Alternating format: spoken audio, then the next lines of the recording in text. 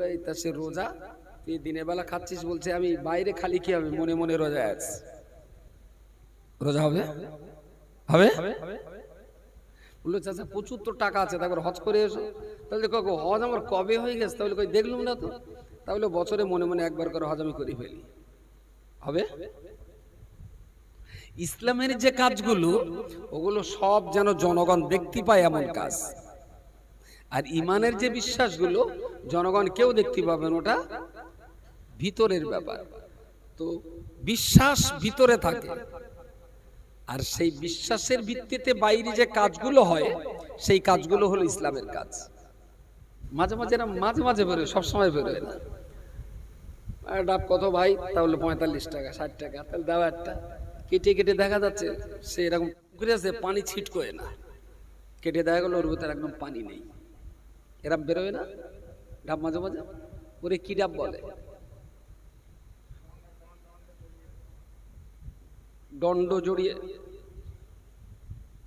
তার মানে ওই ডাবের দণ্ড আছে আর কিছু নাম আছে। ডাব দেখতে শুনতে চেহারা ভালো, কেটে দেখা যাচ্ছে ভেতরে পানি নেই, কি বলে ওই হ্যাঁ সড়া লাগা। ডাবের ভেতরে পানি না থাকলে ডাব যদি হয় সড়া লাগা, মুসলমানের ভেতরে কোরআন না থাকলে মুসলমান সড়া লাগা। দেখতে শুনতে বাইরে ফিনিশিং দারুণ সুন্দর, কিন্তু ওর ভেতরে যদি কোরআন না থাকে, ডাব যেরকম ঠকিয়েছে খরিদ্দারকে আর দোকানদারকে, ওই মুসলমানের নাম ঠকাবে তার বাড়ির সবকে, গোটা সমাজকে। কোরআন ছাড়া কোনো মুসলমান হয় না। বাকি যদি জিজ্ঞেস করেন তাহলে আমরা তো কোরআন জানি না, এখন আমাদের উপায় কি? এটা আপনি জিজ্ঞেস করতে পারেন, আমি জানি। কিন্তু 65 বছরের বুড়ি মরে যাওয়ার পরে বাঁচবে কি করে, আমার জিজ্ঞেস করার আগেই বলো আর একটা ছুরি বে করে এনেছে। ও বুড়ো কিন্তু আমার জিজ্ঞেস করি চাষি মরে গেছে আমার উপায় কি, ও বল তবে 41 বছরের চাষি খুঁজে এনেছে। এটা যদি 65 বছরে বুড়ি মরে গেলে বুড়ো যদি ছুরি বে করে আনতে পারে, এই রাস্তা যদি তার জানা থাকে, তো 70 বছরের কোরআন কি করে পড়া যাবে এ রাস্তাও আপনার জানা আছে। বেকার আমার সঙ্গে ধ্যানাচি করে লাভ নেই, আপনি সব জানেন, সব বোঝেন। আমার আল্লাহ পাক রব্বুল আলামিন কোরআন শরীফে পরিষ্কার করে বলেছেন, ইয়া আইয়ুহাল্লাযীনা আমানু, হে পৃথিবীর ঈমানদার জাতি, উদখুলু ফিস সিলমি কাফা, তোমরা ইসলামের ভিতরে পরিপূর্ণরূপে দাখিল হয়ে যাও। খবরদার খবরদার, তোমরা যারা ঈমান এনেছো, আমি আল্লাহর একত্ববাদকে বিশ্বাস করে নিয়েছো, আমার নবী মুহাম্মদকে রাসূল বলে বিশ্বাস করে নিয়েছো, কোরআনকে কালামুল্লাহ বলে বিশ্বাস করে নিয়েছো, ইসলামকে তোমার জীবন ব্যবস্থা হিসাবে তুমি যখন গ্রহণ করে নিয়েছো, আমি আল্লাহ তোমার মতো ঈমানদার বান্দাকে বলছি, উদখুলু ফিস সিলমি, তুমি ইসলামের ভিতরে দাখিল হয়ে যাও, কাফাতান, পরিপূর্ণ রূপে ইসলামের ভিতরে তুমি দাখিল হয়ে যাও। সবাই মিলে বলেন সুবহানাল্লাহ।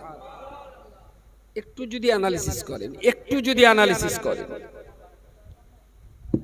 আমার দিকে ইয়া আইয়ুহাল্লাযীনা আমানু, আল্লাহ বলেননি ইয়া আইয়ুহাল্লাযীনা কাফারু, বলেননি ইয়া আইয়ুহাল্লাযীনা ফাসাকু, ইয়া আইয়ুহাল মুনাফিকুন।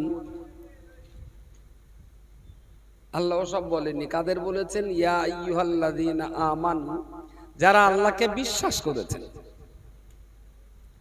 আল্লাহকে যারা বিশ্বাস করেছেন, আল্লাহ তাদেরকে ডেকে বললেন উদখুলু ফিস সিলমি, ইসলামের ভিতরে ঢুকে যাও, প্রবেশ করে যাও। কোন মুশরিক, মুনাফিক, কাফের, অন্য কাউকে আল্লাহ বলেন। আল্লাহ ঈমানদারদের বলছেন ইসলামের ভিতরে ঢুকো। আচ্ছা, আপনারা যারা আমার কথা শুনছেন, ঈমানদার বিশ্বাসী যারা আল্লাহকে বিশ্বাস করেছেন, আল্লাহ তাদেরকে বলছে তুমি ইসলামে ঢোকো। এখন ঈমান আর ইসলাম, মোমেন আর মুসলমান, দুটো এক না আলাদা? আচ্ছা, এক এক করে হোক। ঈমান একটা আর ইসলাম একটা, আমি বলছি। আল্লাহ ইমানদারদের বলছেন ইসলামের ভেতরে ঢোকো। তাহলে যদি জিজ্ঞেস করি ইমান আর ইসলাম দুটো এক না আলাদা? মেরেছে আমার বলা হচ্ছে না, না বোঝাতে পারছি না। ইমান আর ইসলাম দুটো এক না আলাদা? দুটো আলাদা। বাহ, তাহলে যার ভেতরে ইমান থাকে তারে বলা হয় মুমিন। ইমান মানে বিশ্বাসী, আর বিশ্বাস, ইমান মানে বিশ্বাস, আর বিশ্বাস যার ভেতরে থাকে তাকে বলা হয় বিশ্বাসী। ইসলাম মানে শান্তি, আর শান্তি যার ভিতরে থাকে তাকে বলে মুসলিম। মনে থাকবে, ইসলাম মানে মুসলিম, ইসলাম মানে শান্তি, আর মুসলিম মানে শান্তি কামী মানুষ। ইমান মানে বিশ্বাস, আর মুমিন মানে বিশ্বাসী। তাহলে ইমান আর ইসলাম যদি আলাদা হয় তাহলে মুমিন আর মুসলমান এক না আলাদা?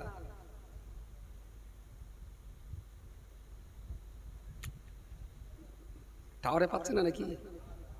এ তো আইসিডিএস এর বিষটা, আমি তো 4 এর বই খুলিনি, একদম আইসিডিএস।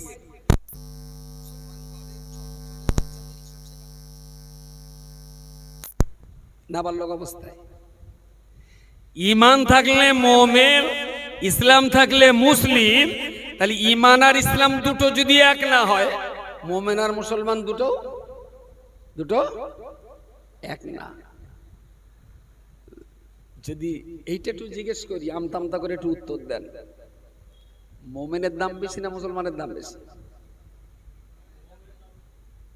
আর মুসলমানের দাম তুলনামূলক একটু কম। মনে হচ্ছে আমি হেরে গেলাম আজকে। এই মাঠে আমার জেতার আর কোনো লাইন নেই।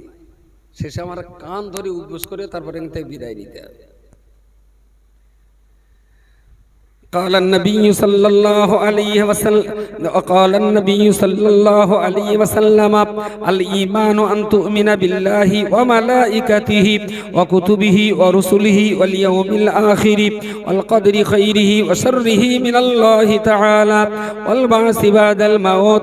সাহাবীগণ নবীকে জিজ্ঞেস করে বললেন, ইয়া রাসূলুল্লাহ মাল ঈমান, ঈমান কাকে বলে?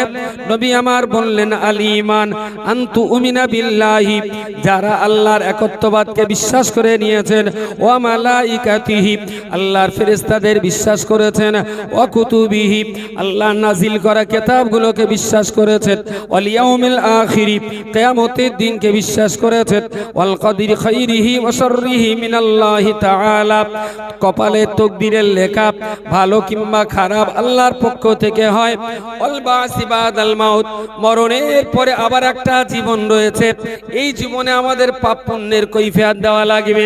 এই 7টা বিষয় যার ভিতরে রয়েছে ওই লোকটাকে আমরা বিশ্বাসী বা মুমিন বলতে পারি।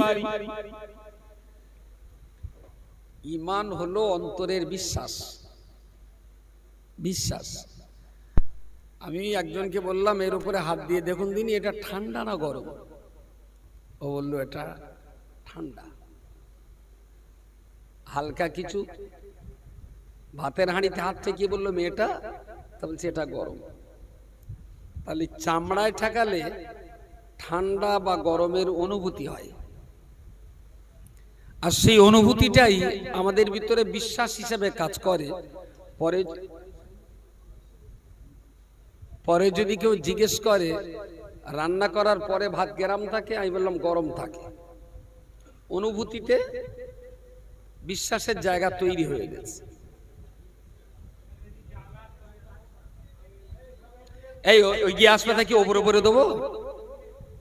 সবাই তো বলতে এগিয়ে আসে, তাহলে এবারে ডবল করে দিতে হবে। যার যতটা জায়গা, আমি বলছি বারবার হবে না, এবার একবার ঠেসে বসেন দিন।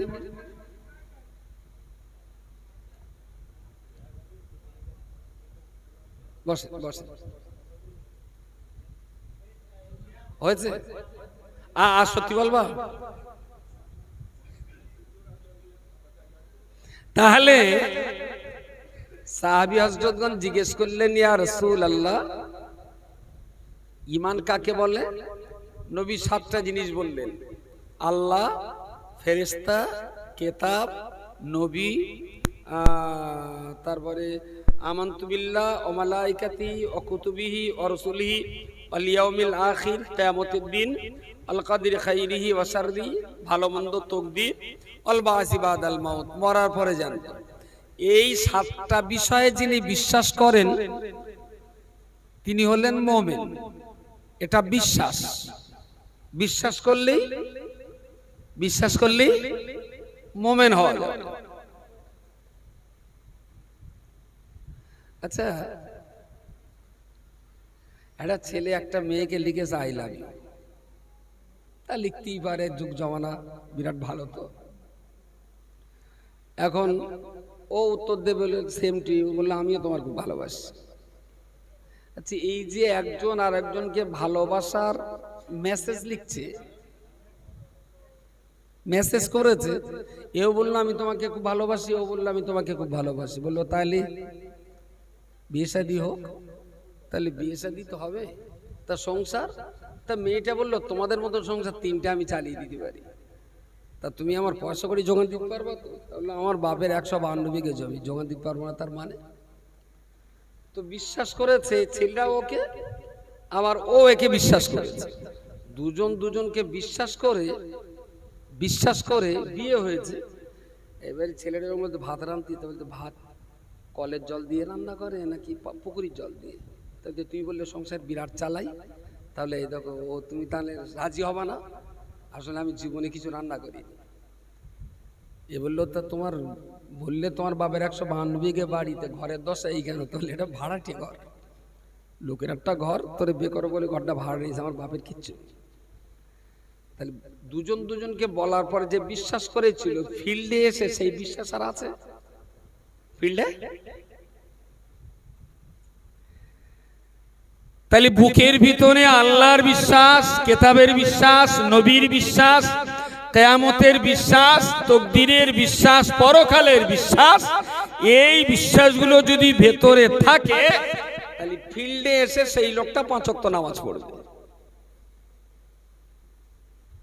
আগে 7টা বিশ্বাস, আর ফিল্ডের নামাজ, কোরবানি, রোজা, হজ, যাকাত, এগুলো যার ভিতরে থাকে তার বলা হয় মুসলমান। বিশ্বাস থাকলে হয় মুমিন। আর ইসলামের 5টা বিষয়, কলমার সাক্ষী, নামাজ, রোজা, হজ, যাকাত, এই কাজগুলো করে আমাকে প্রমাণ করাতে হবে আমি মুসলিম, আর অন্তরে বিশ্বাস থেকে বলতে হবে যে আমি মুমিন। এইবার বলেন আপনার বাড়ি চারিপাশে আমরা যারা আছি, এতে মুমিন বেশি না মুসলমান বেশি? এখনো বোধহয় ছাড়ানো, এখনো ছাড়াইনি মনে হয়। মুমিন বেশি আর মুসলমান, থ্যাংক ইউ সো মাচ। মুমিন যদি বেশি আর মুসলমান যদি কমায়, দাম বেশি কার, মুমিনের না মুসলমানের? শুধু বিশ্বাস করে মুমিন হওয়া যায়, আর মুসলমান হতে গেলে কাজ করে দেখাতে হয়। বিশ্বাসী হওয়ার জন্য, ইমান আনার জন্য কাজ করতে হয়। মনে মনে বিশ্বাস করলি মুমিন। কিন্তু কেউ যদি বলে আমি মনে মনে এসার নামাজ পড়েছি, বললো এই তা সে রোজা, তুই দিনের বেলা খাচ্ছিস, বলছে আমি বাইরে খালি কি হবে, মনে মনে রোজা আছি, রোজা হবে? হবে? বললো চাচা প্রচুর তো টাকা আছে, তারপর হজ করে এসো। তাহলে হজ আমার কবে হয়ে গেছে? তাহলে কই দেখলুম না তো। তাহলে বছরে মনে মনে একবার করে হজ আমি করে ফেলি, হবে? ইসলামের যে কাজগুলো, ওগুলো সব যেন জনগণ দেখতে পায় এমন কাজ। আর ইমানের যে বিশ্বাসগুলো, জনগণ কেউ দেখতে পাবেন, ওটা ভিতরের ব্যাপার। তো বিশ্বাস ভিতরে থাকে, আর সেই বিশ্বাসের ভিত্তিতে বাইরে যে কাজগুলো হয়, সেই কাজগুলো হলো ইসলামের কাজ। শেষ কথাটা বলাই ভালো। ওই আমাদের দেশে পঞ্চায়েতে প্রধানও থাকে আর ওতে মেম্বারও থাকে। তো পশ্চিমবঙ্গে যত পঞ্চায়েত আছে, প্রত্যেক পঞ্চায়েতে একটা করে প্রধান, বাকিরা মেম্বার, উপপ্রধান প্রধান আরো অনেক থাকে, তা প্রধানটাই ধরি। আচ্ছা, পশ্চিমবঙ্গের আমাদের কাছাকাছি যেমন কোদালিয়া বাগুন্ডে একটা পঞ্চায়েত, এই পঞ্চায়েতে 19টা বুথ, 19টা বুথে একটা প্রধান আর সব মিলে 19টা মেম্বার। আচ্ছা, যে লোকটা ভোটে জিতে মেম্বার হয়নি সে লোকটা কি কখনো প্রধান হতে পারে? ভোটে জিতে মেম্বার হয়নি এরকম কোন লোক কি প্রধান হতে পারবে? প্রধান কখনো। তাহলে প্রত্যেক মেম্বার, প্রত্যেক প্রধান অবশ্যই মেম্বার, কিন্তু সব মেম্বার প্রধান না। মসজিদের প্রত্যেকটা ইমাম অবশ্যই মদ্দালোক, কিন্তু দেশের সব মদ্দালোক কি ইমাম? সব মদ্দালোক। তাহলে প্রধান হতে গেলে মেম্বার হওয়াটা খুব জরুরি। মেম্বার ছাড়া কখনো প্রধান হয় না। তবে প্রত্যেক প্রধান অবশ্যই মেম্বার, কিন্তু সব মেম্বার। প্রত্যেক মুসলমান অবশ্যই মুমিন, তবে সব মুমিন মুসলমান না। সব মুমিন মুসলমান না। মুমিন ব্যক্তিকে আল্লাহ বললেন উদখুলু ফিস সিলমি, তুমি ইসলামের ভেতরে ঢুকে মুসলমান হও। কাকে বলেছেন? মুমিনকে, যে আল্লাহকে বিশ্বাস করেছেন। আল্লাহ তাকেই বলেছেন আমার শান্তির ঘরটা আমি তোমাকে দিলাম। তো যারে আমি বিশ্বাস করি না তার কোনোদিন আমার ঘরে ঢোকাবো? আমার ঘরে কখনই ঢোকাবো না। আমার বিশ্বস্ত লোক যারা, কিছু মেহমান বাড়িতে যে উঠোন থেকে বিদায় দিতে হয়, কিছু মেহমান বাড়ি আসলে এরকম পটে বসে বিদায় দিতে হয়, কিছু মেহমান বাড়ি আসলে আবার বারান্দায় তুলে এক এক গ্লাস চা পানিতে বিদায় দিতে হয়, আবার কিছু মেহমান বাড়ি আসলে ঘরের ভেতরে নিয়ে একদম সবার বেডে। তাহলে মেহমানের বলে কোয়ালিটি আছে। আমি গরিব আর ধনীর কথা বলছি না, কিন্তু কোয়ালিটি আছে। বাড়ি আসলেই সবাই যে খাটে উঠবে, এরা এরা কখনই সম্ভব নয়। খাটে উঠবে কারা? যারা বাড়িওয়ালার খুব খায়ের খা, হয়তো সৌর, নয়তো ভাইরা ভাই, নয়তো শালির ছোট বোন, এইরকম ছাড়া ঘর পর্যন্ত কিন্তু সবাই যাবে না। আল্লাহ ইমানদারদের বললেন ইসলামটা আমার, ইসলামটা আমি আল্লাহ তৈরি করেছি, তো আমার তৈরি করা ইসলামের ঘরে আমি যাত্রা দেবো না। যারা আমাকে বিশ্বাস করেছে আমি শুধু আমার ঘরে ঢোকার পারমিশন তাদেরকেই দেব। জোরে সোরে বলুন সুবহানাল্লাহ। মুমিন ব্যক্তি, বিশ্বাসী ব্যক্তি ছাড়া আল্লাহ অন্যকে ইসলাম ঘরে ঢোকার পারমিশন দেন না। ইসলামে ঢুকতে গেলে আগে ইন্টারভিউ হবে যে তুমি বিশ্বাসী কিনা, আল্লাহকে মানো কিনা। প্রিয় শ্রোতা মণ্ডলী, মনে রাখুন আমার আল্লাহ পাক রব্বুল আলামিন ইমানদার বান্দাদেরকে মুসলমান হওয়ার জন্য বলেছেন উদখুলু ফিস সিলমি কাফা। হে পৃথিবীর ইমানদার মানুষেরা, তোমরা ইসলামের ভিতরে পরিপূর্ণ দাখিল হয়ে যাও। আল্লাহর বান্দা মনে রাখুন, তার মানে আল্লাহ বলতে চাইলেন আমি যে কোরআন তোমাদেরকে দিয়েছি, তোমার জীবন জিন্দেগিতে আমার কোরআনুল কারীমটাকে পরিপূর্ণরূপে তুমি তোমার জীবনে কাজে লাগাও। ইসলামটা মুসলমানদের জীবনে খাওয়ায়, শোয়ায়, ওঠায়, বসায়, বিবাহ শাদী, ব্যবসা বাণিজ্য, কাজকর্ম, সমাজ জামাত, সমস্ত জায়গায় আমাকে লক্ষ্য রাখতে হবে যে আমি ইসলাম থেকে বেরিয়ে যাচ্ছি না। তো যদি আমার ভালো প্লেয়ার হয়ে খেলতেই হয়, তাহলে মাঠের যে বাউন্ডারি দেওয়া আছে ওর ভেতরেই খেলতে হবে। মাঠের বাউন্ডারির বাইরে যে যদি বল কিক করে গোল দেয়, ও গোলটা ওরাম গোলের 5 নয়া দাম নেই। হিম্মত থাকে তো মাঠের ভেতরে দাঁড়িয়ে গোল দাও, তাহলে একটা গোলের দাম 10, 20, 50, 100 কোটি টাকা হতে পারে। যদি মাঠের বাইরে গিয়ে গোল দেয়, তো মুসলমানের যা জীবন জিন্দেগির খেলা হবে সব ইসলামের বাউন্ডারির ভিতরে হবে, এর বাইরে। আমরা সব ভিতরে ঠিকঠাক আছি বলে মনে হয় আছি। প্রিয় নবী মুহাম্মদুর রাসূলুল্লাহ সাল্লাল্লাহু আলাইহি ওয়াসাল্লাম আল্লাহ পাকের কোরআনকে কিভাবে দুনিয়াতে বাস্তবে প্রয়োগ করা যাবে তা তিনি প্র্যাকটিক্যালে বোঝাবার জন্য রব্বুল আলামিন আল্লাহ মুহাম্মদুর রাসূলুল্লাহকে এই দুনিয়ার জমিনে পাঠিয়ে দিয়েছেন। ইসলামটাকে তিনি বকলমে হাতে নাতে একটার পর একটা কাজ করে দেখিয়ে দিয়েছেন। तमाम দুনিয়ার মানুষেরা অথবাক হয়ে মুহাম্মদ সাল্লাল্লাহু আলাইহি ওয়াসাল্লামকে নিয়ে তারা চর্চা করেছে, লেখালেখি তারা করেছে, কবির কাব্য সাহিত্যের চর্চা, সাহিত্য সমস্ত কিছুতে তারা দুনিয়াতে আমার নবীকে নিয়ে এত পরিমাণ লেখালেখি হয়েছে যা পৃথিবীর অন্য কোনো মানুষকে নিয়ে এত পরিমাণ লেখালেখি কেউ কখনো করেনি। সুবহানাল্লাহ বলেন। হযরত মুহাম্মদ সাল্লাল্লাহু আলাইহি ওয়াসাল্লামকে নিয়ে পৃথিবীতে সবচেয়ে বেশি লেখালেখি হয়েছে। এত লেখালেখি আর কাউকে নিয়ে হয়নি। আমরা বলছি মুহাম্মাদুর রাসূলুল্লাহ, সেই মুহাম্মদ হলেন আমার রাসূল। তিনি আমাদের নেতা, আমরা তার অনুসারী। তিনি আমাদের ইমাম, আমরা তার মুক্তাদি। তিনি আমাদের শিক্ষক, আমরা তার ছাত্র। তিনি আমাদের কি বলা যেতে পারে, আমরা হলাম তার ফলোয়ার। তো এই মানুষটাকে আমরা ঠিক অক্ষরে অক্ষরে জানতেও পারলাম না আর নিজের জীবনে মানতেও পারলাম না। এটা আমাদের জীবনের একটা বিরাট ঘাটতি। বিশ্বাস করুন, বিশাল ঘাটতি।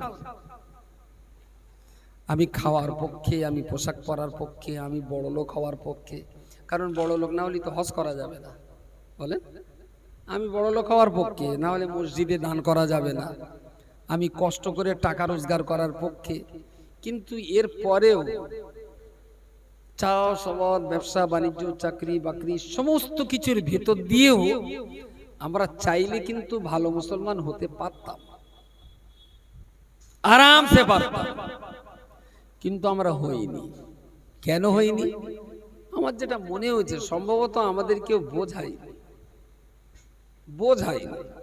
ঠিকঠাক করে যদি আমাদের বোঝানো হতো, আমরা মনে হয় সবাই ভালো হয়ে যেতাম।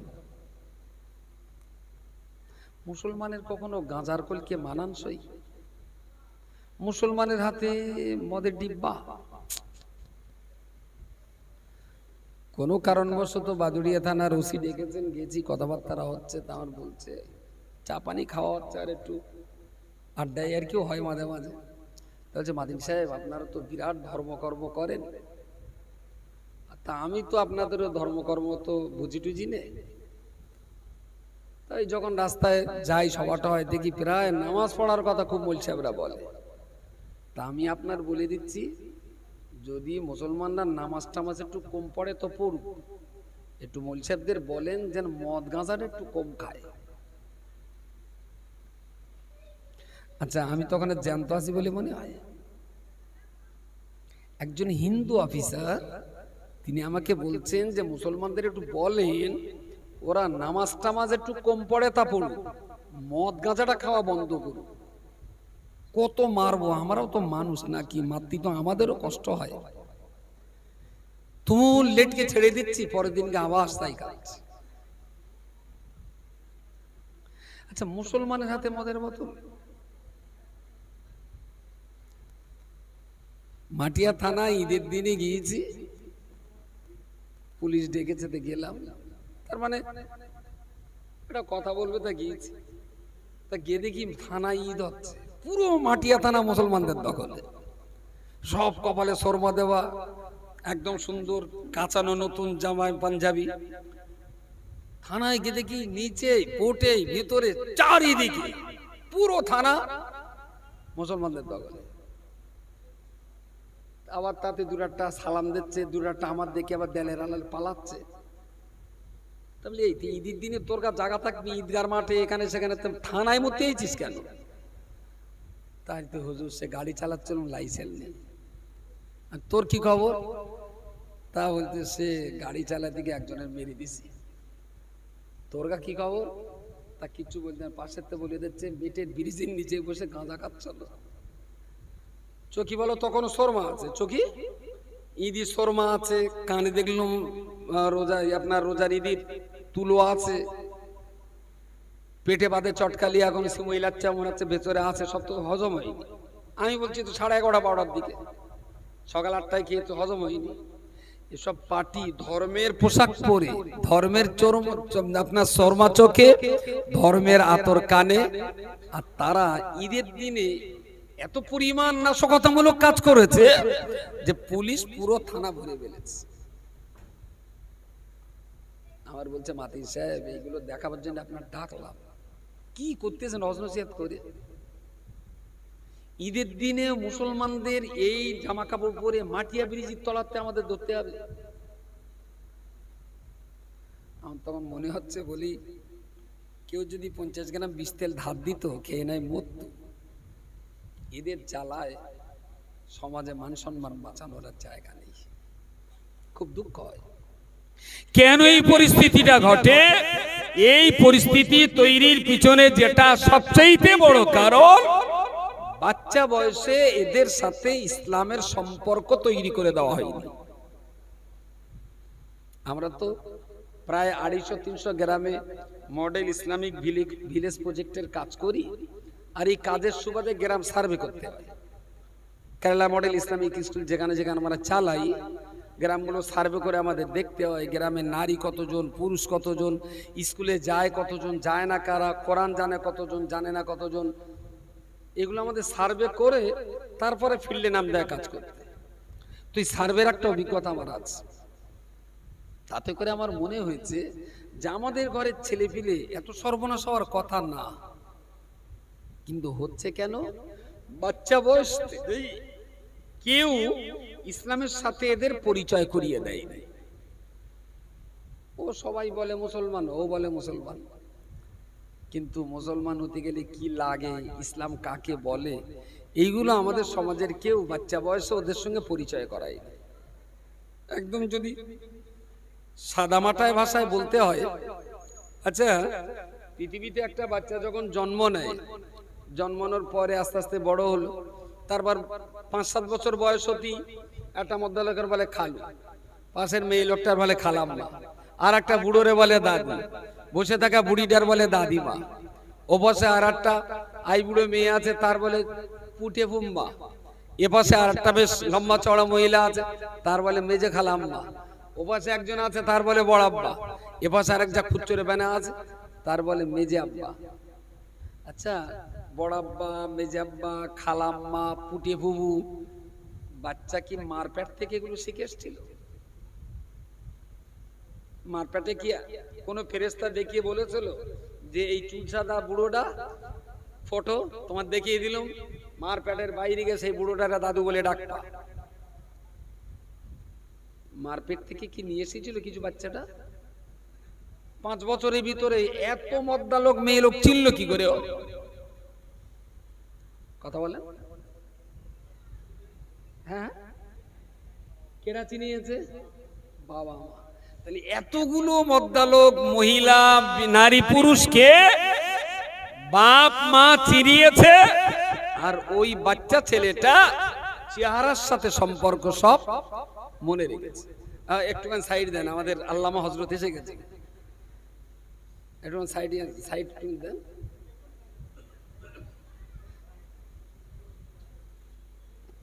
একটু না কোলে করলেই তোমারও সেই রকম।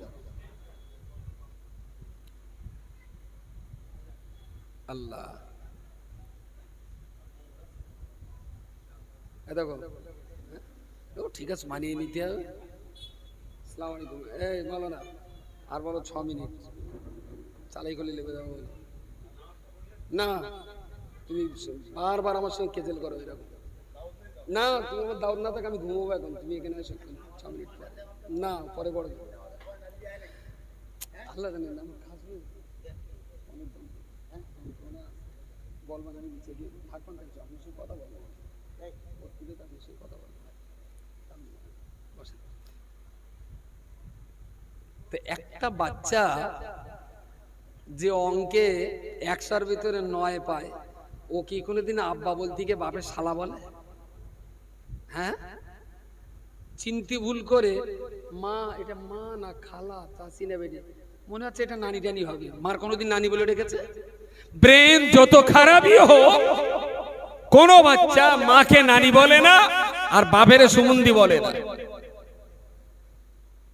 সেই বাচ্চাটারে এত সুন্দর করে চিনিয়েছে তার বাবা মা, যে বাবা মা এত মানুষের সঙ্গে পরিচয় করিয়েছেন, সেই বাবা মা চাইলে নিষ্পাপ বেগনা মাসুম বাচ্চাটার সঙ্গে প্রিয় নবী মুহাম্মদুর রাসূলুল্লাহ সাল্লাল্লাহু আলাইহি ওয়াসাল্লামের সাথে পরিচয় করিয়ে দিতে পারতেন, কিন্তু করাননি বা বলি কি করে, হয়তো বাপও জানে না। সেই বাংলাদেশের ফজার মতো বাড়ি চোর ধরবে, ওই বাড়ি খেতের আম চুরি হচ্ছে সব, তা সে বুড়ো একদিন চৌকি দিচ্ছে, চৌকি দিয়ে দেখে রাত্রিবেলা একটা ছেলে গিয়ে আম পেড়তেছে, ধারের তার আম পেড়ে, বুড়ো গিয়ে সেই গাছ ব্যাট দিয়ে চোর ধরে ফেলেছে। অনেক কাবদা কাবদি করে ছাড়াইতে পারিনি, তারপরে সে চোর একটু জব্দ বানা হয়েছে, বাচ্চা বানা ছেলে, লাইট মেরবি, এই তুই রবি কি ছেলে না? তা বলতে হ্যাঁ। তাহলে সকাল হোক, দাঁড়া, তোর বাপের বলে তোর ব্যবস্থা করতেছি, তুই আমার চাস্তবার ছেলে, তুই আমচোর হয়েছিস, সকাল হোক তোর বাপের বলে ব্যবস্থা করতে। চাচা আর আব্বা মটকার ডালে, বুঝতে পারি, কারণ বাপ মটকার ডালে দড়ি দিয়ে ঝুলকে দিচ্ছে আর খুলে নেনে ঝুড়ি দিয়ে দেখতেছে। তার মানে বাড়িওয়ালা যে বাপের দিয়ে চোর সাইজ করবে, চোর হলো নিচে আর চোরের বাপ, তাহলে সে সমাজে 0 পয়েন্ট থেকে লাগতে হবে, বাপ দাদাদের থেকে নতুন করে আবার স্টার্টিং পয়েন্টে শুরু করতে হবে, তাছাড়া এই সমাজ বাঁচাবার কোনো লাইন আমি দেখছি না। প্রিয় শ্রোতা মণ্ডলী, মনে রাখুন, ইসলাম হলো শান্তির ধর্ম। আল্লাহ পাক রব্বুল আলামিন এই শান্তির ধর্ম দিয়ে নবী মুহাম্মদকে বললেন, ইয়া আমার হাবিব নবী মুহাম্মদুর রাসূলুল্লাহ, বাল্লিগ মা উনজিলা ইলাইকা মির রাব্বিকা। ও নবী মুহাম্মদ, মক্কার ঘরে ঘরে, মক্কার দুয়ারে দুয়ারে প্রত্যেকটা জনগণের কাছে ইসলামের মূল মন্ত্র আপনি পৌঁছে দিন, কোরআনুল কারীমকে আপনি পৌঁছে দিন। কি কঠিন জমানা ছিল, চুরি ডাকাতি, কুন্ডা জানি, জেনা বেবিচার, মারামারি আর কাটাকাটি, শিশু হত্যা, নরহত্যা, तमाम দুনিয়া যেদিন অন্ধকারে ডুবেছিল, আল্লাহ পাক রব্বুল আলামিন ইসলাম ধর্মের কোরআন রাসূলুল্লাহর হাতে দিয়ে বললেন, ও নবী মুহাম্মদ ইবনে আব্দুল্লাহ, আমি আল্লাহ আপনাকে কোরআন দিলাম, ইকরা বিসমি রাব্বিকাল্লাযী খালাক। এই কোরআন আপনি নিজে পড়বেন, আপনার সহচরদিগকে পড়াবেন, মক্কার জনগণকে পড়াবেন। ওরা চুরি করে আর ডাকাতি করে, আমি আল্লাহ বলছি ওদের কোরআন পড়তে বলুন, ওরা একদিন চুরি ডাকাতি বন্ধ করে দেবে। এ জাতি জেনা করে, দর্শন করে, আমি আল্লাহ তোমায় বলছি মুহাম্মদ, আমার কোরআন পড়তে বলুন আর বুঝতে বলুন, ওরা একদিন জেনা বেবিচার দর্শন বন্ধ করে দেবে।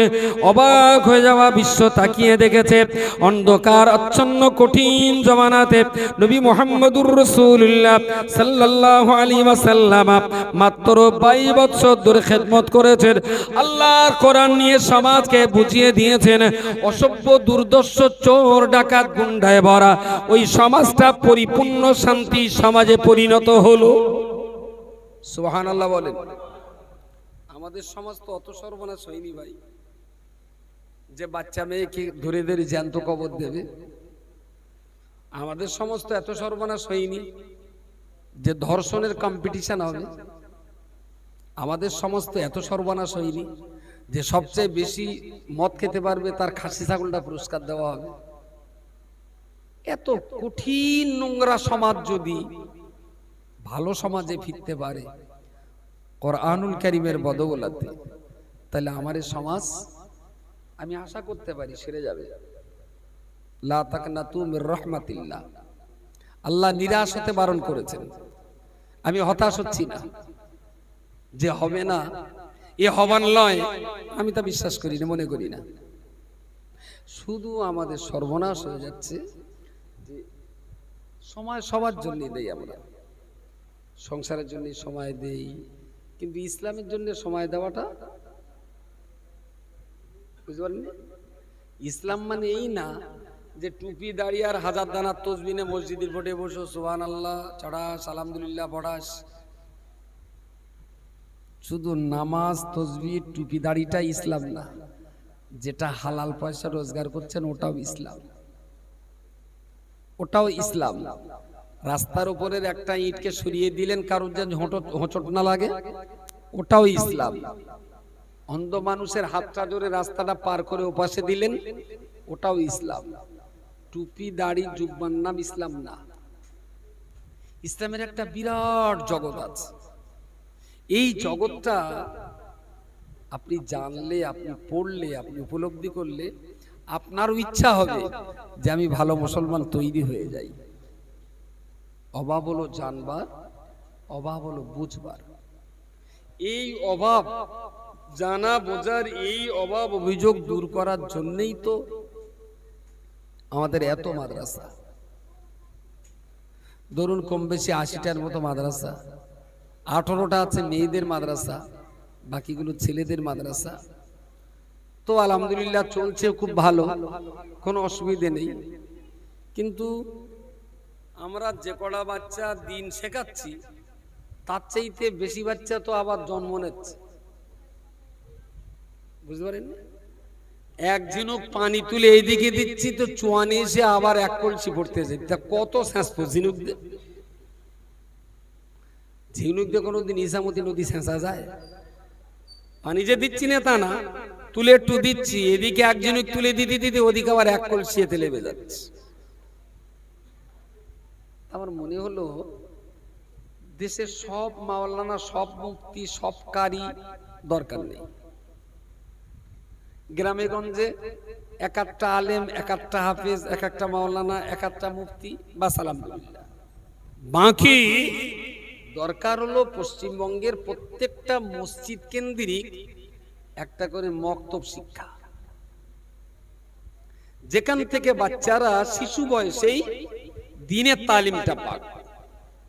সবার বড় আলেম মাওলানা হতে হবে না, আর আলেম মাওলানা হওয়া ফরজ না, ফরজে কিফায়া। কিন্তু সবার জন্য কোরআন শেখাটা ফরজে আইন, এটা শিখতেই হবে। তারপরে আমরা মাথা দিয়েছি এই কেরালা মডেল ইসলামিক স্কুলের দিকে, এই দিকটা মাথা দিয়েছি। 250 গ্রামে আমাদের কাজ চলছে, দেখছি না লক্ষণটা খারাপ না। যেভাবে এই গ্রামগুলো চলছে, এরকম গ্রামের বাচ্চা থেকে বুড়ো থেকে সবার ভিতরে একটা দিনের চর্চা শুরু হয়েছে। এই 8-9 বছরের ভিতরে দেখছি এই সমস্ত গ্রামগুলোতে একটা শান্তির পরিবেশ দেখতে পাচ্ছি। গ্রামগুলোতে মারামারি কমেছে, কেস ফৌজদারি কমেছে, এর কথা ওর, ওর কথা ওর, পেছনে লাগালাগি এটা একটু কমেছে। কারণ মেয়েরা এখন পড়তে আসছে, মা চাচিরা, তারাও 2 ঘন্টা করে বেলা 2টো থেকে 4টে আমাদের এই মক্তবে মা চাচিরাও পড়ছে। তাতে করে একটা ভালো শুভ লক্ষণ আমরা পাচ্ছি। এ আম্মু, ঠিক এই সিস্টেমটাকে যদি আমরা প্রত্যেকটা মসজিদে মসজিদে যদি দাঁড় করাতে পারি, আশা করছি একটা মাদ্রাসা, এই রজব আলী সাহেবের একটা মাদ্রাসা পরিচালনা করতে বছরে কয়েক কোটি টাকা যাচ্ছে। এবছর তো 2 কোটি টাকার এক বছরে খরচ দাঁড়াবে। 2 কোটি টাকা খরচ দিয়ে আমরা 800 বাচ্চাকে মাওলানা করছি, প্রায় 9 বছর সময় লাগবে। এরকম 2 কোটি টাকা যদি আমরা খরচা করি, তাহলে 800 বাচ্চা না, 800 গ্রামে আমরা 800 গ্রামবাসীকে আমরা কোরআন শেখাতে পারবো। তার চেয়ে বেশি ছাড়া কম না, কারণ মক্তবে তো খরচা কম, রেজাল্ট ভালো। কিন্তু এর মাঝখানে একটা মুসিবত হলে এই যে গ্রামের নওজওয়ান, যুবক, নবীন, প্রবীণ, বৃদ্ধ, বাবা মা সবাই পড়বে। এমন কিছু কিছু ক্ষেত্রে গ্রামের লোক এরম একটা যেন বলে যে আমরা টাকা দেবো, আমরা পড়বো, আমরা পড়াবো, মাতি নিচে মাতব্বরি করবে, বুঝতে পারেননি? ঠিক এরকম একটা জায়গায় কিছু কিছু জায়গায় যেন ধাক্কা কাজ খুলে বলে না, আমি বলি ভাই আমার লিতে হবে না, তোদের মতো করে তোরা চালা, যেন গ্রামের সব বাচ্চারা কোরআন পায়, বুড়ো মানুষটা মাগরিবের পরে পড়ুক, মা চাচিরা তোর যখন সুবিধা তখন পড়া, আমার ছেড়ে দে, তোরা তোদের মতন পড়া, তা পড়াবে না। আমি তাহলে হয় মোড়ল হতে হবে, আর নয় মোড়লের ছত্র ছায়া চলতে হবে। মডেল এডুকেশন সিস্টেমটা মানুষ এতভাবে গ্রহণ করছে কেন? আসলে ওর রেজাল্ট খুবই ভালো, দারুণ সুন্দর পড়াশোনা হয়। তো মাদ্রাসায় মাওলানা মুফতি কারি তৈরি হয়, আর প্রত্যেকটা গ্রামের গ্রাম্য মক্তবে আমাদের বাচ্চাগুলো মুসলমান তৈরি হয়। আমি যে গ্রামে বসে এখন ওয়াজ করছি, এই গ্রামে কি মক্তব আছে? আছে তা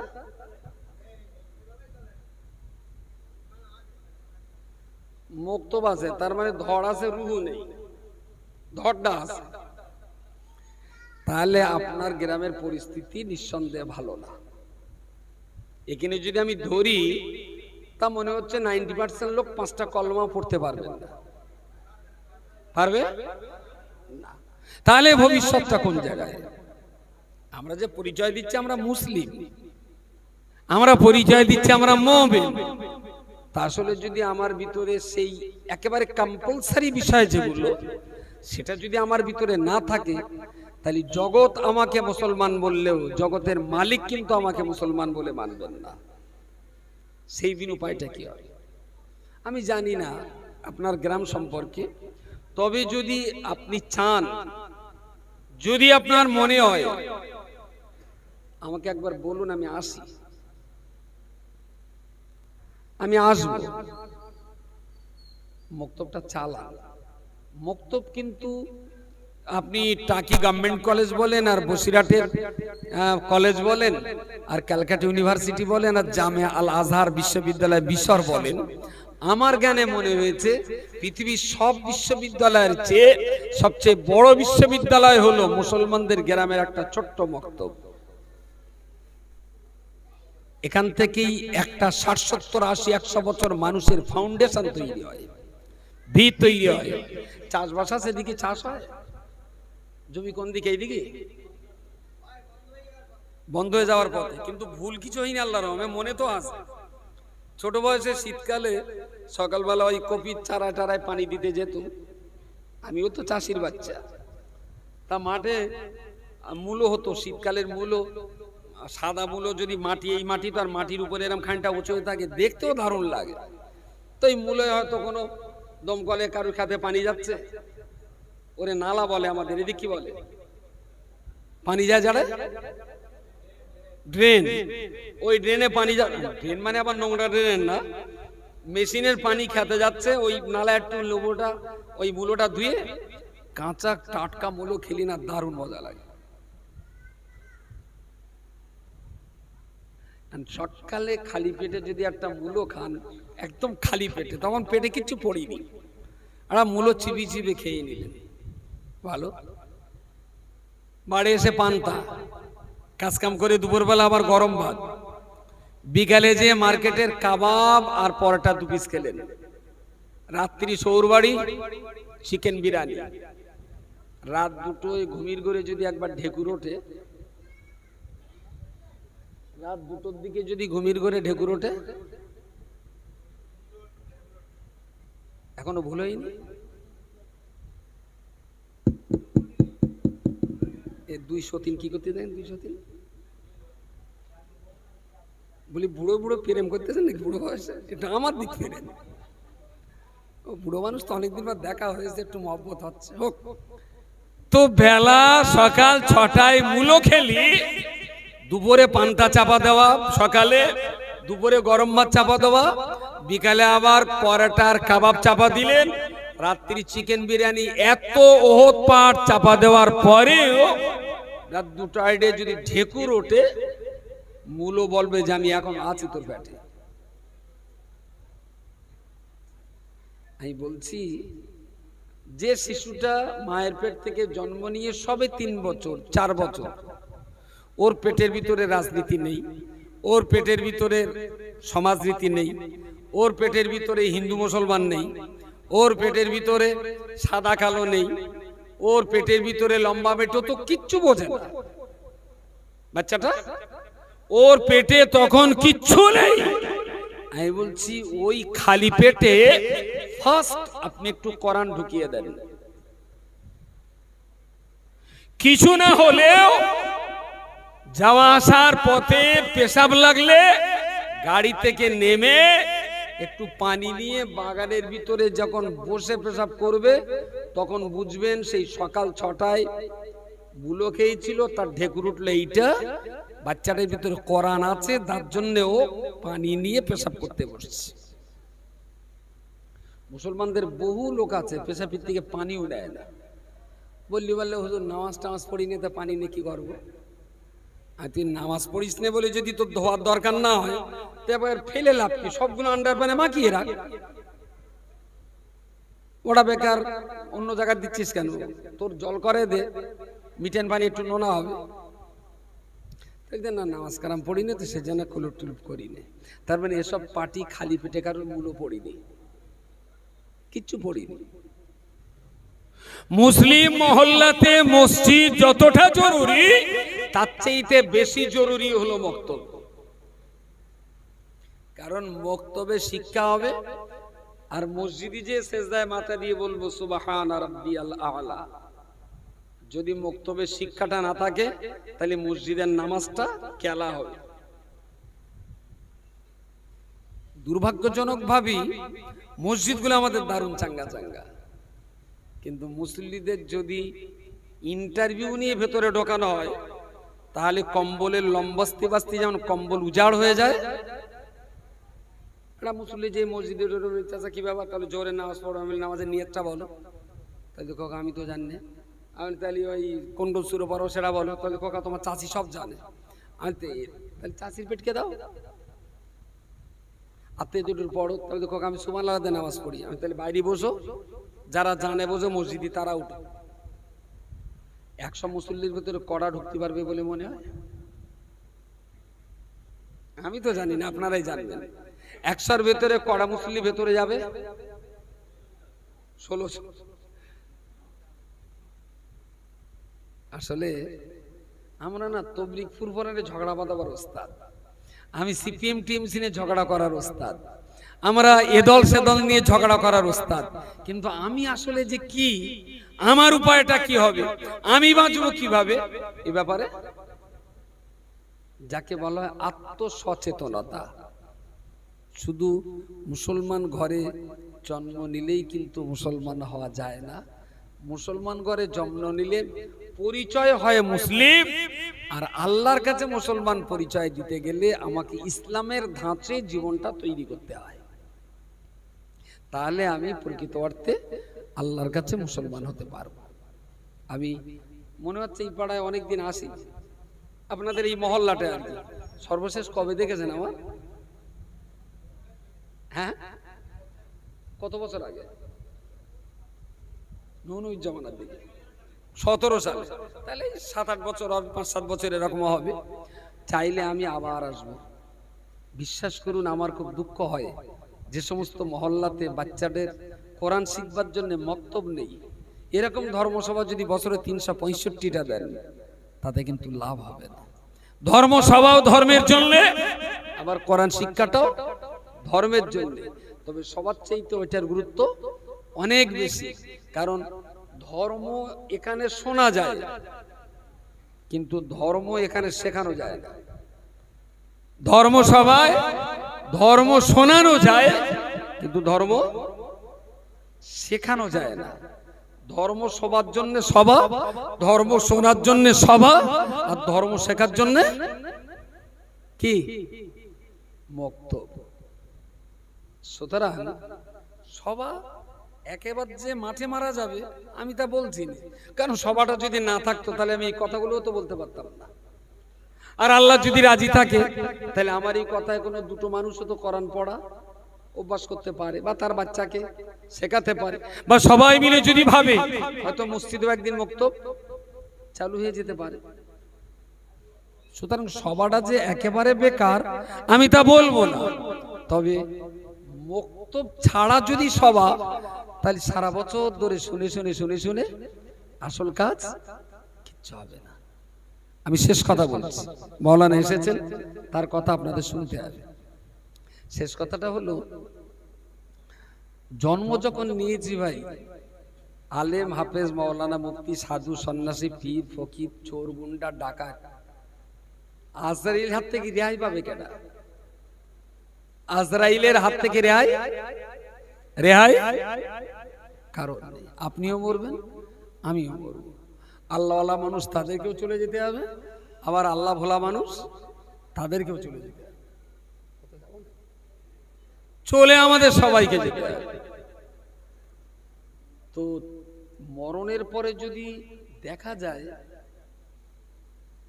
যে এই আজকে আস্তে আস্তে একটা রাস্তায় ঢুকিয়ে দিয়েছি, বলে এই রাস্তা না, আবার ব্যাকে এসে লাইন ঘুরিয়ে নিলাম। এখন জীবন যে পথে চালাচ্ছি, মরণের পরে যে দেখলাম সে চালা রাস্তা তো জাহান্নামের দিকে যাচ্ছে। মরে যাওয়ার পর ওই গাড়ি ব্যাকে এনে সংশোধিত রাস্তায় আর নিয়ে যাওয়া যাবে বলে? জীবন কিন্তু একটাই, জীবন একটাই জীবন। যা কিছু করার একটা জীবনেই আপনাকে করে ফেলতে হবে। মরে গেলেন মানেই সবকিছু করার ক্ষমতা হারিয়ে ফেললাম। যত মিনিট, যত সেকেন্ড, যত ঘন্টা, যতদিন সামনে বাঁচবেন, এটা আল্লাহর পক্ষ থেকে একটা বড় নিয়ামত মনে করে এই টাইমের ভিতরেই জীবনটাকে গঠন করে ফেলুন। আল্লাহ আমাদের তৌফিক দান করেন। আর এসছি, কথাটা বলেই রাখি, বক্তব্য আমার শেষ। এবার অন্য একটা কথা বলবো। প্রচুর বাড়ি আছে এসি, অনেকের দোকান আছে, অনেকের অফিস আছে মার্বেল টালি এসি দিয়ে, বিশাল ব্যাপার। আশপাশে কোনো মাদ্রাসা আছে এসি যেখানে কোরআন পড়ানো হয়? নেই। বাংলাদেশ কোরআন শিক্ষায় ওরা অনেক অ্যাডভান্টেজ। মাওলানার সঙ্গে আমার প্রায় কথা হয় যে আমার টেদিক করলে হয় না, তো মাওলানা বলল আমি করো, আমি আছি। তো আমি বললাম আমি বঙ্গনুরি ছাদে লাগাবো। আমরা চাল না দিলি, আমরা ডাল না দিলি, আমরা সাবান না দিলি, আমরা জামা কাপড় না দিলি, বাংলাদেশ না খেয়ে মরিয়ে যাবে।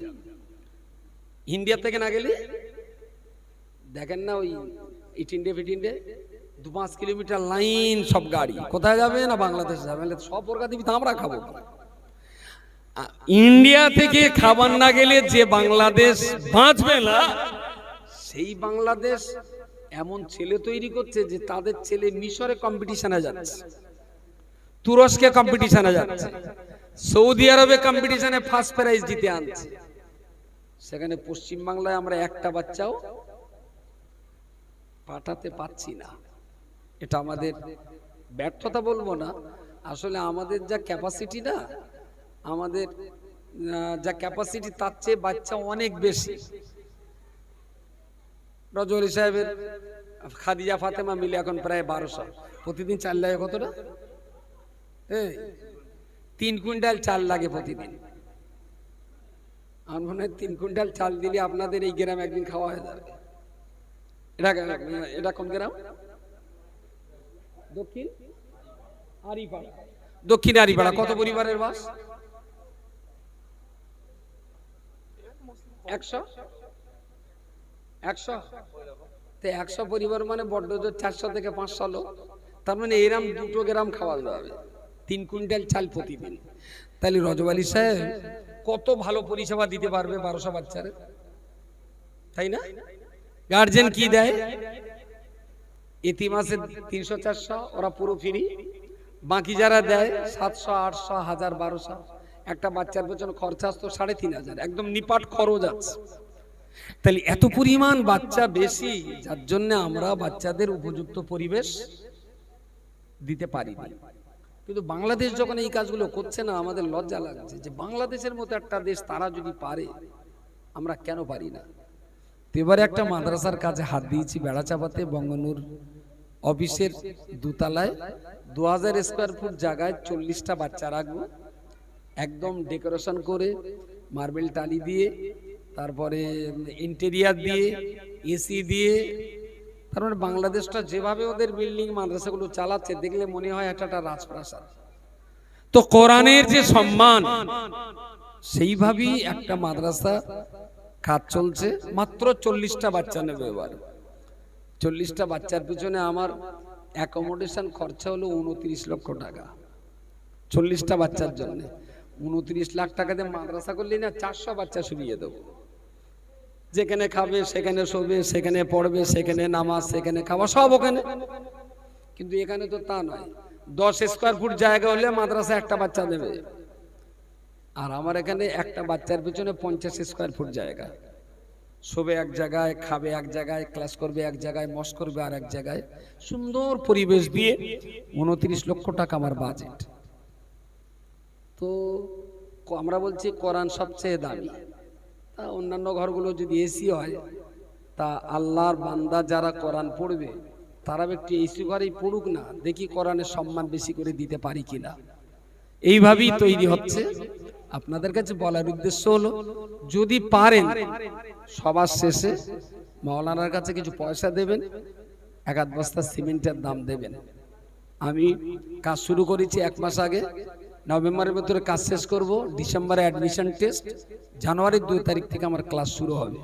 এবং চ্যালেঞ্জ, 3 বছরের ভিতরে এই বাচ্চা আমাকে হাফেজ করে ইন্টারন্যাশনাল কম্পিটিশনে পাঠাতে হবে। অন্তত দেশের সম্মান, কোরআনের ইজ্জতের খাতিরে এই কাজ আমাকে করতে হবে, একটু মাথায় রাখবেন।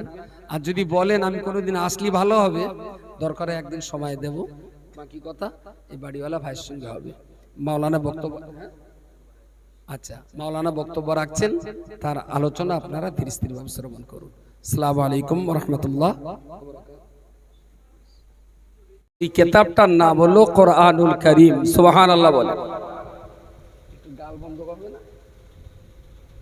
হাওয়া হচ্ছে, উঠতে চেঁচাচ্ছে কেন? বাস, ও গরম লাগে লাগুক, শব্দ না হোক। তো এর ভেতরে যত মানুষ আছেন সবাইকে বোঝাতে পারবো না। একটু মোবাইলে গুগল ম্যাপটা খুলে দিন। গুগল ম্যাপ কেউ জানে না? সব মনে আসছে। যারা জানেন তারা খোলেন। আমি খুলে দেখছি গুগল ম্যাপে আমরা ঠিক এই মুহূর্তে কোন জায়গাটায় আছি। বাহ, আমরা যে জায়গাটায় আছি সম্ভবত এই আশপাশে একটা আছে ওল্ড টাকি জামে মসজিদ। এইদিকে না, এইদিকে একদম গায়ে মসজিদ। যদি এইদিকে হয় তাহলে একটা রাস্তার ব্যাক বেঁকে এপাশে আছে ডলফিন কাটারা। ডলফিন কাটারা আছে না? Very good. তারপরে যদি আর একটুখানি যাওয়া যায় আগে, মনে হচ্ছে আমি উত্তর দক্ষিণে ঠিক আমি বুঝতে পারছি না। এইদিকে যে ডান হাতে আছে গ্যাস সার্ভিস স্টোর, ঠিক আছে? আমি বলো পীরও না ফকিরও না, আমি কোনো জানও না, কেরামতি টাকার গোগল বাবাজি। এই ম্যাপে আপনি যদি এখানে লিখে দেন আমি মক্কা শরীফে পায়ে হেঁটে যেতে যাই, আপনি লিখে দিন Mecca, MAKKA, SARIF। Very good. পৃথিবীর যে কোনো জায়গা আপনি যদি এতে খোঁজ করেন, দারুণ সুন্দর করে আপনাকে বলে দেবে। এখান থেকে যদি আপনি মক্কা শরীফে যেতে চান, ডাইরেক্ট সোজা রাস্তা নয়, এখান থেকে আরব সাগর পড়বে, ওখানে ডাইনে যাবেন, যে দিল্লি পার হয়ে কাশ্মীরের উপর দিয়ে ওপাশে পাকিস্তান, পাকিস্তানের পরে তারপর ইরানের তেহরান, তেহরানের ওদের দিয়ে পায়ে হেঁটে আপনি আরামসে মক্কায় পৌঁছাতে পারেন। কত কিলোমিটার রাস্তা সেটাও আপনাকে বলে দেবে। যদি গাড়িতে করে যান, প্রত্যেক ব্যাঁকে ওঠার আগেই বলে দেবে সামনে 200 মিটার পরে ডাইনে যাবে, এখান থেকে 950 মিটার পরে আবার বাঁয়ে যাবেন, তারপরে সামনে সোজা চলে যাবেন। প্রত্যেক টার্নিংয়ে গুগল ম্যাপ আপনাকে কি বলে দেবে। আজকে সারা পৃথিবী ভ্রমণ করার জন্য কারোর কাছে আর জিজ্ঞেস করা লাগবে না। কাউকে জিজ্ঞেস করা লাগবে না। গোটা দুনিয়া আপনি গুগল ম্যাপ অ্যাপসটা মোবাইলে ডাউনলোড আপডেট করে নিয়ে সারা পৃথিবী ঘুরতে পারবেন। বন্ধ করো না, শোনো, গরম তো আমার লেগেছে, তোমার এত জ্বালা করতেছে কেন? থাক থাক, ও শব্দ হলেই মুশকিল। গরম সহ্য করা যায়, আমার শব্দ সহ্য করা যায় না। এই গুগল ম্যাপটা যেমন সারা পৃথিবী সফর করার জন্য আমার অত্যন্ত প্রয়োজনীয়। এতে লিখে দেবেন মন্দিরে যাব, পথ বলে দেবে। লিখে দেবেন মসজিদে যাব, রাস্তা দেখিয়ে দেবে। বলে দেবেন আমি একটু বাজার করতে যাব, বাজার দেখিয়ে দেবে। বলবেন আমি এই ম্যাপে একটু সবচেয়ে বড় একটা খ্রিস্টানদের গির্জায় যাব, লিখে দেবেন, বের করে দেবে। গুগল ম্যাপটা যেমন পৃথিবীতে আপনাকে পথ দেখায়, কোরআনুল কারীমটা তেমন আপনাকে মনুষ্যত্বের পথ দেখায়। জোরে বলুন সুবহানাল্লাহ, সুবহানাল্লাহ। যারা ড্রাইভার তাদের জন্য গুগল ম্যাপটা যতটা জরুরি, যারা মুসলিম তাদের জীবন চালাবার জন্য কোরআনটা তার চাইতেও বেশি জরুরি। কলকাতার যত ড্রাইভার চার চাকা চালায় সবাই গুগল ম্যাপ, ওলা, উবের, তারপরে এখন এই নিশ্চয়ই টাকি অনেক অ্যাডভান্টেজ। যদি এখানে সোনা হোটেলের বিরিয়ানি অর্ডার করা হয়, বাড়ি দিয়ে যাবে? এদিকে কি বাড়ি বাড়ি খাবার ওই অর্ডার করলে আসছে না?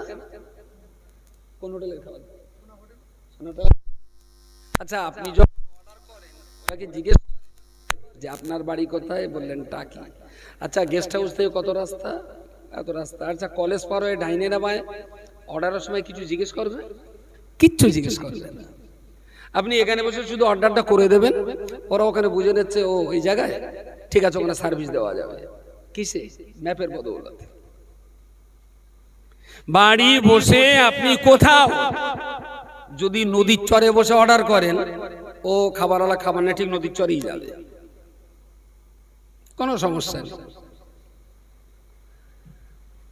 আচ্ছা, যে যুগে আমরা গুগল ম্যাপ নিয়ে এত অ্যাডভান্টেজ, কোথায় দিল্লি, কোথায় রাজস্থান, হরিয়ানা, পাঞ্জাব, কোথায় ব্রিটেন, কোথায় আমেরিকা, তাম দুনিয়ার যে কোনো দেশের উল্লেখযোগ্য কোম্পানি যারা ইন্টারন্যাশনাল বিজনেস করে, মাল পাঠায়, আপনি গুগলে অর্ডার করেন, ওই এতে অর্ডার করেন, কি বলে, জোম্যাটো অর্ডার করুন খাবার, তারপরে অ্যামাজনে অর্ডার করুন, যেখানে যা ইচ্ছা অর্ডার করুন, ব্রিটেন, আমেরিকা, ফ্রান্স, ইটালির মার একদম আপনার দোরগোড়ায় চলে আসবে। কিসের বদৌলতে?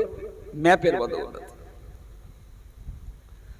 ম্যাপ ছাড়া ড্রাইভার হয় না, কিন্তু কোরআন ছাড়া মুসলমান হয়। এইটা হচ্ছে আমার কাছে অবাক ব্যাপার।